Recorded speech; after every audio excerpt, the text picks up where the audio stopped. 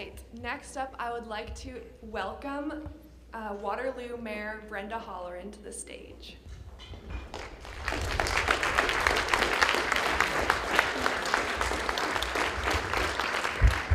Thank you very much and good evening. It's a real honor and pleasure to be here this evening, and I'm not sure if you know why I'm here, but I'll tell you.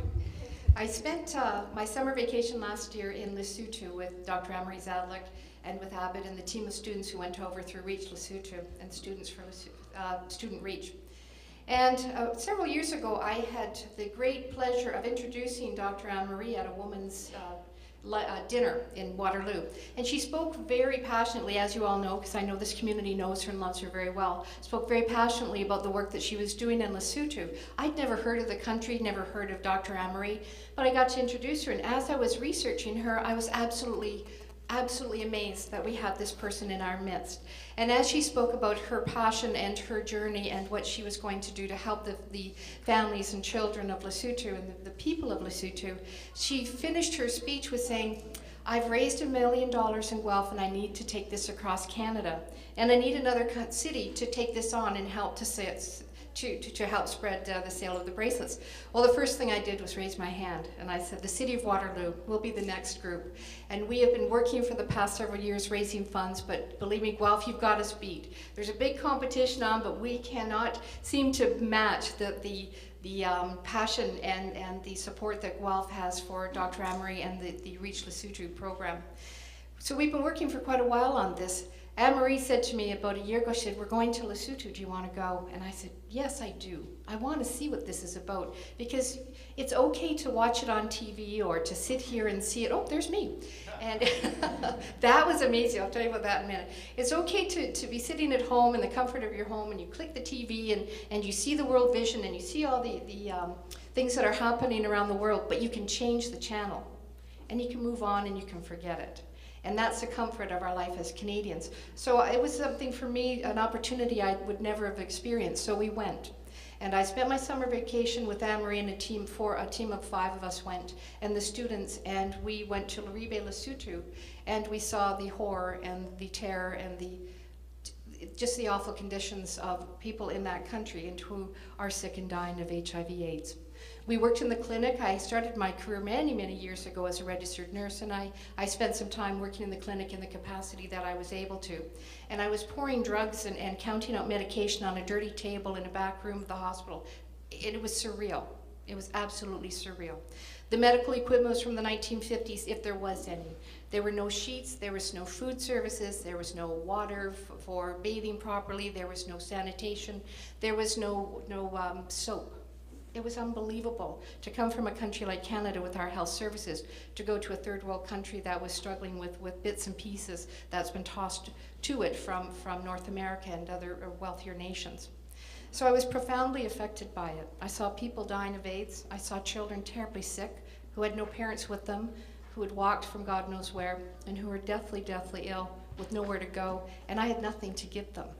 And I remember seeing a little boy who was very ill, waiting for his turn to be seen by the doctor.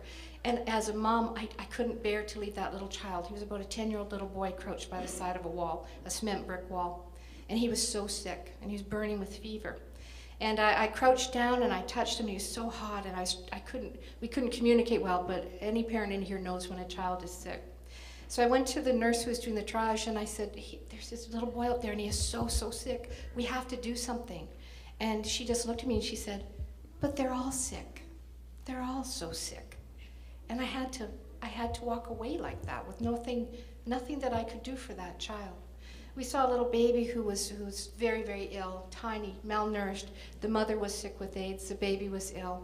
And Anne-Marie and I just stood there, and it was a futile feeling of knowing we can't do anything more than the limited resources that were there.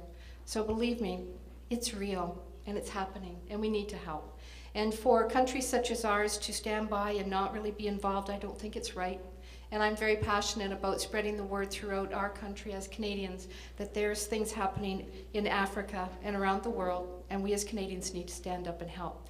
And for me, this is something I can do. I can get involved in the Bracelet of Hope campaign. I can spread the news. I can get bracelets sold and funds collected and send students over there to build facilities. That's something I can do. I can speak at groups here and bring this message back and say, we have to do something. When we were over there, I didn't go over as a mayor, I went over as me. I don't know what that means, but I did. So I wasn't expecting to do anything in a mayor capacity, but I was asked to speak at this anti-AIDS stigma event. It was the first one they'd ever had in this little town we were in called Laribe.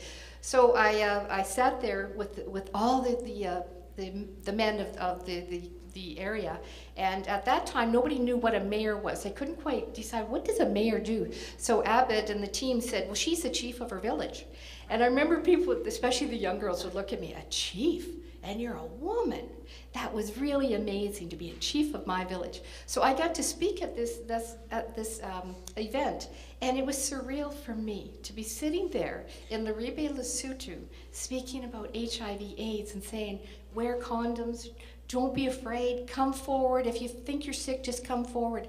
And I thought, my gosh, I'll never forget this moment. What I'm holding up is their national newspaper that said, Mayor of Waterloo helps fight HIV.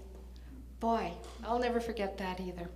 And after that day ended, we had brought a whole bunch of Canadian souvenirs, and there were children running around with Canadian flags and had little pins on them, and we couldn't give enough away. And I thought, at least they'll know that Canadians are here and that we care, and that we're not going to stand by and let this happen to this country, because we have the capacity to help out. So that's why I'm here tonight, to speak with you very briefly about my experiences and my continued belief in the work of Dr. Anne-Marie and the Reach Lesotho students. I'm so proud of the group that's going over there, and I'm mentoring Victoria, who just sang.